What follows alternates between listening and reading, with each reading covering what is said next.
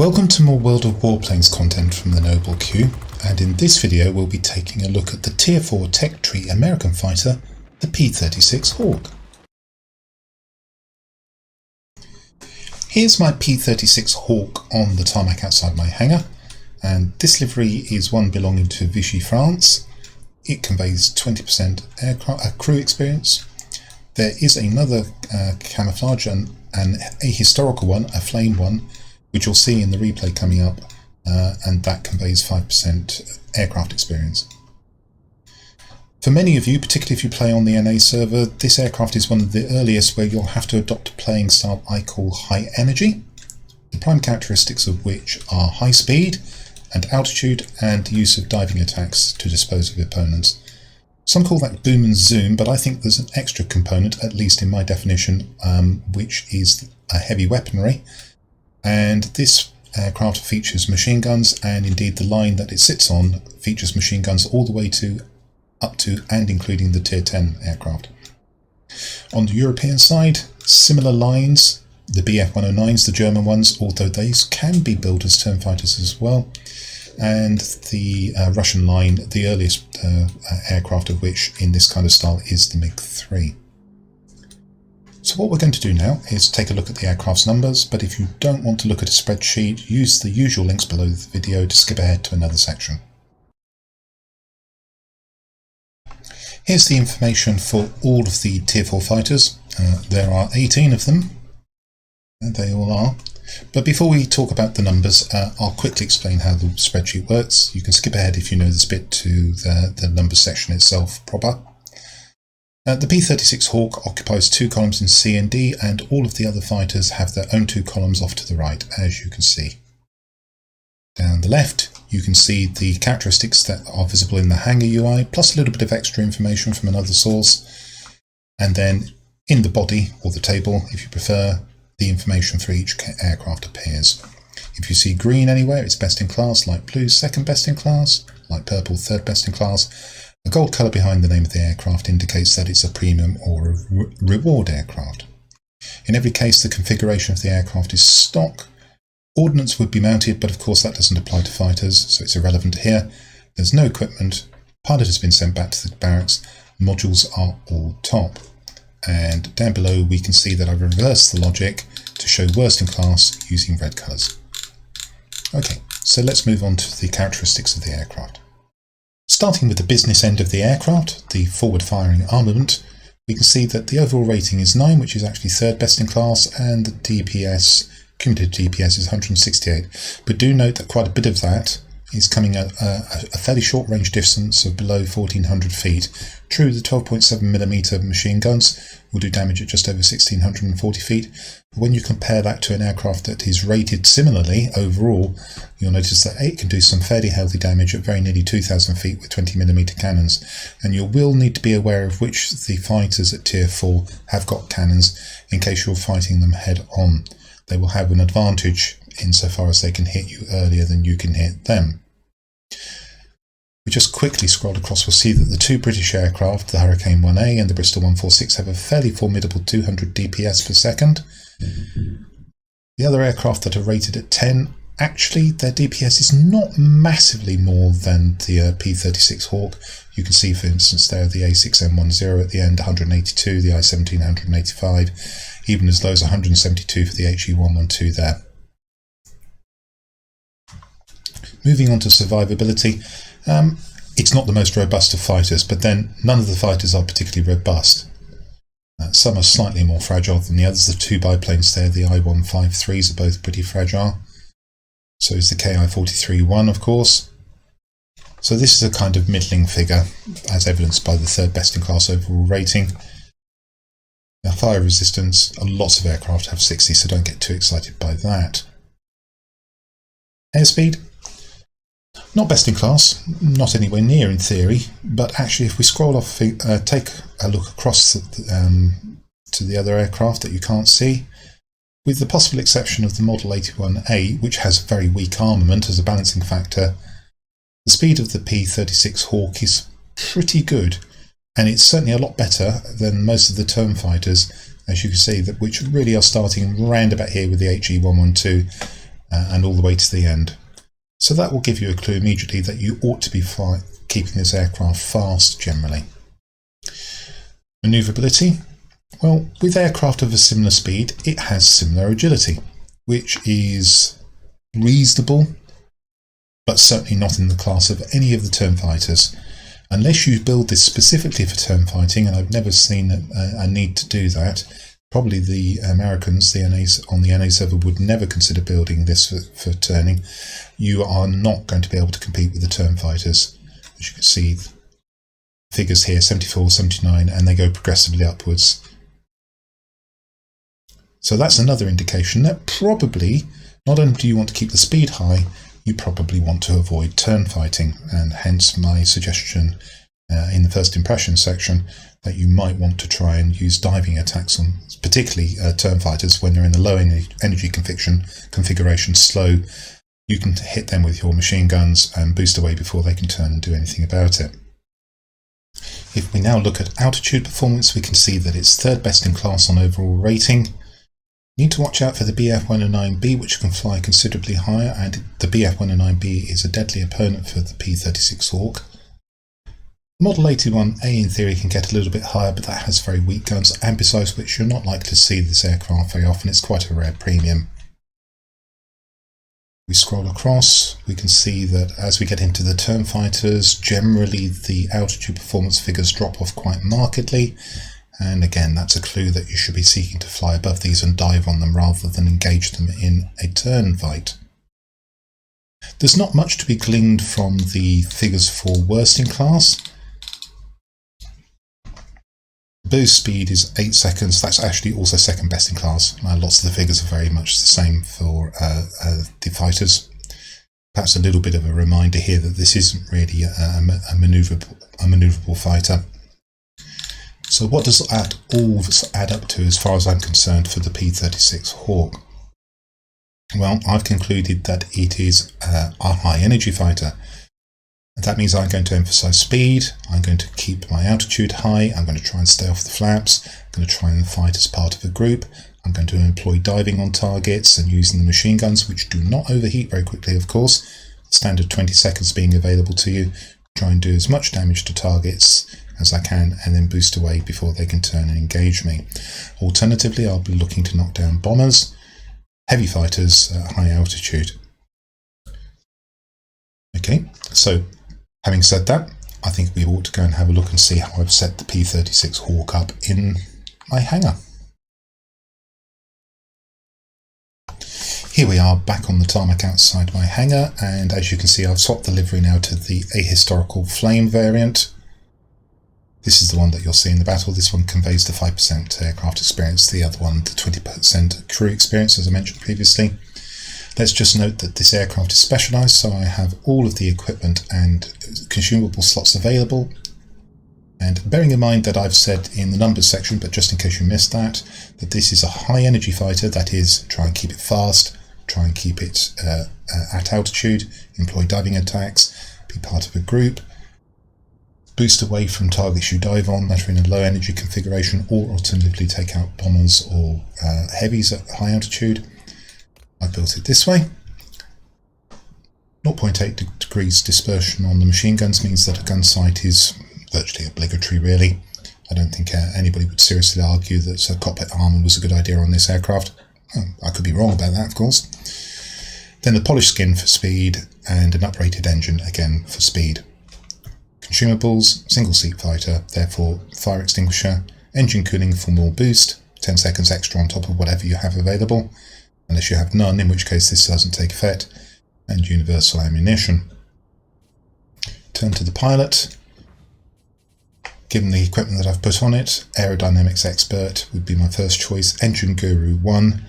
I may even go for engine guru 3 ahead of marksman 1, but on the way, probably when I have 2 free skill points, I would pick up marksman 1 and then consider converting it to engine guru 2 when I picked up another point. Right, all that said, I think it's time to go and see how this aircraft performs in battle. The map for the battle is Scorching Sands, or El Haluf in World of Tanks. It's the invasion variant. which has 5 sectors laid out in the familiar 5 spots of a die configuration. There is a line of garrisons and 2 flanking air bases. The air bases are strategically most important insofar as they provide extra characteristics.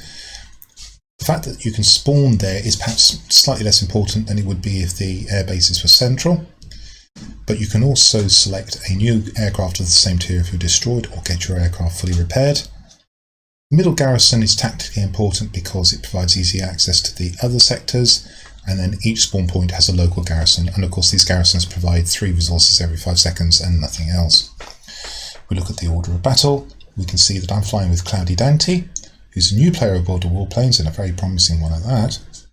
We have a Hurricane 1, and we have a pair of Tier 3s, an I-16 experimental and an AR-80. On the enemy team, we have a flight with a pair of very dangerous aircraft, a Bf-109B and an HE-112, another P-36, and then they have Tier 3s, a P-35 and a premium YP-29.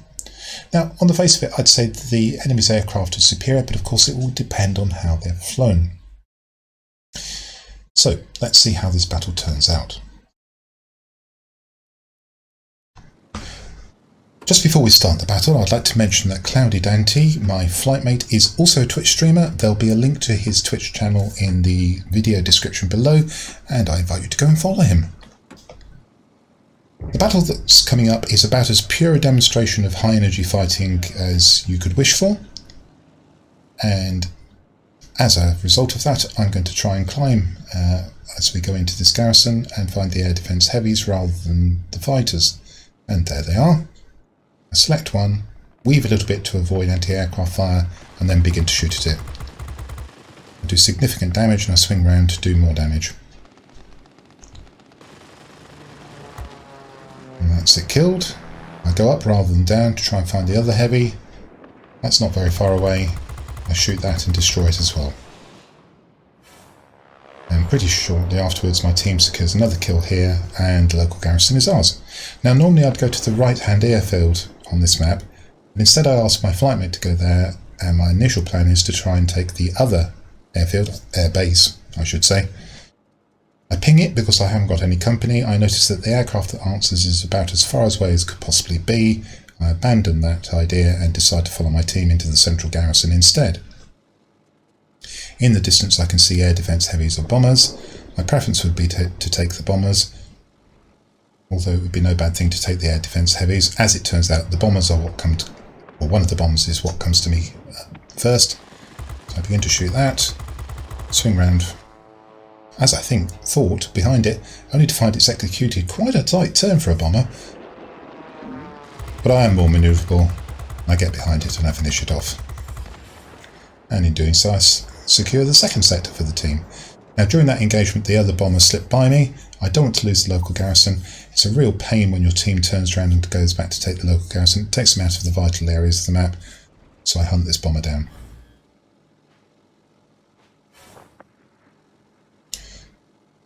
As I get within firing distance, you'll see that I whittle the bomber down very quickly indeed. 20 seconds burst lengths on the guns, more than enough to destroy the entirety of this bomber, and my guns aren't even halfway overheated. Now, it is a tier 3 bomber, but I would have been able to destroy a tier 4 and probably a tier 5 just as easily. I notice the central garrison is under threat. I would have liked to have gone to the airbase again, but none of my team is there. I think about going down to try and destroy aircraft to protect the base. Notice a heavy off to my left, which is at more or less the same altitude, and decide to engage that rather than drop altitude. And for a brief moment after I've killed this, it looks like that's enough to make the garrison safe, but we immediately lose at least one if not two aircraft, and before I can do anything about it, the garrison is actually flipped to the enemy. I dispose of a Di-61 that falls conveniently in front of my guns. Think again about going to the airbase, but still I see none of my team heading there.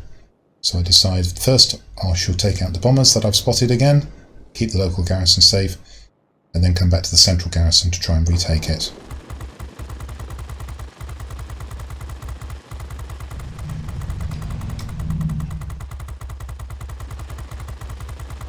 And as I destroy the bomber, my team very quickly retakes the central garrison. That allows me to swing round and target the next bomber.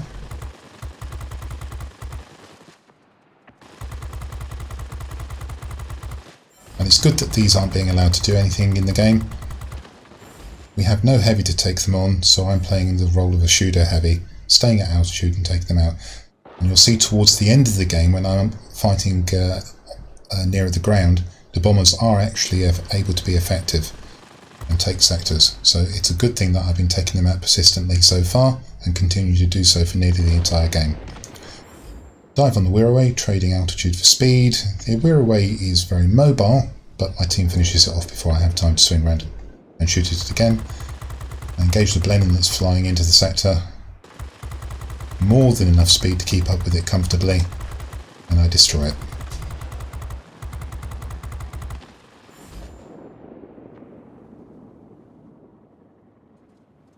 I decide to head back to the garrison to protect it. I already see bombers again.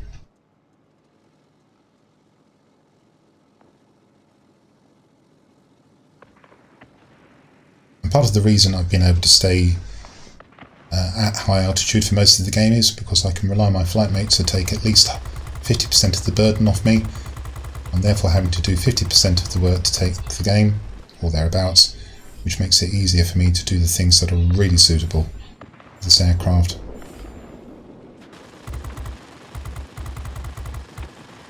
I'm not being forced into styles of fighting that don't suit it, and my teammate and I have divided up the work very effectively. Left one of the bombers for my teammate, go down to engage P-35. Just as I start firing, he swings sharply. I decide to try and stick with the turn.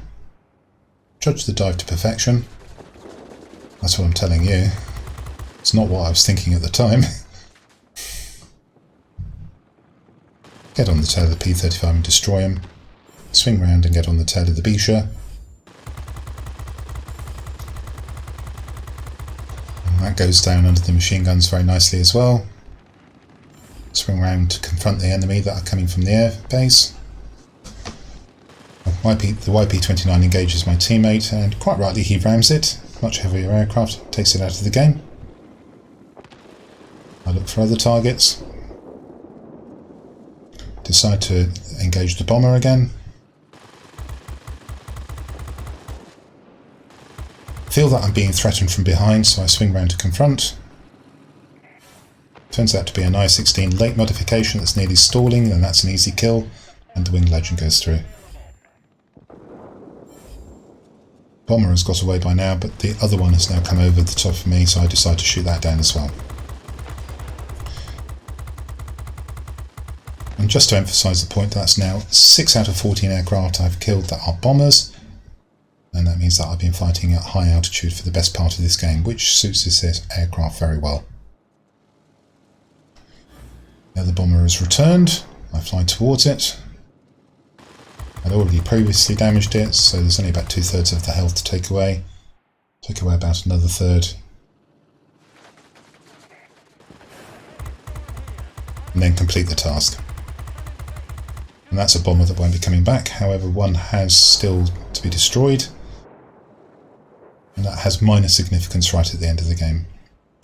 Nothing else to be done for the moment, so I dive on the Bisha, destroy that. Tip of the spear goes through, one of the flight medals.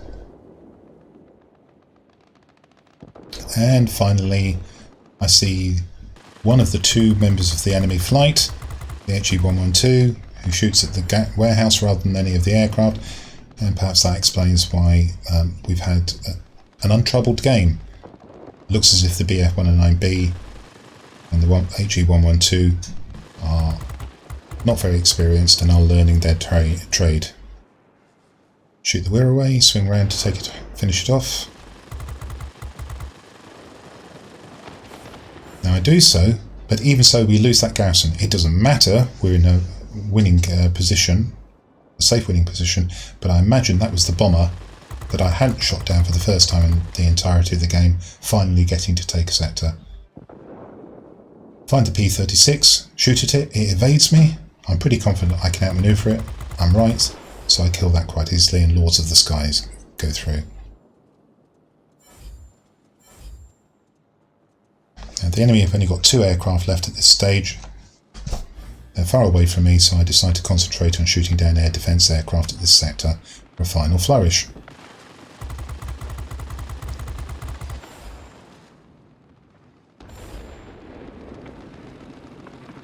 My flightmate is shooting at one of the heavies. I decide to shoot the other rather than duplicate his effort.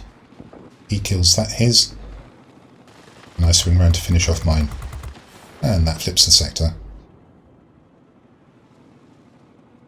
And that's it. Victory formation.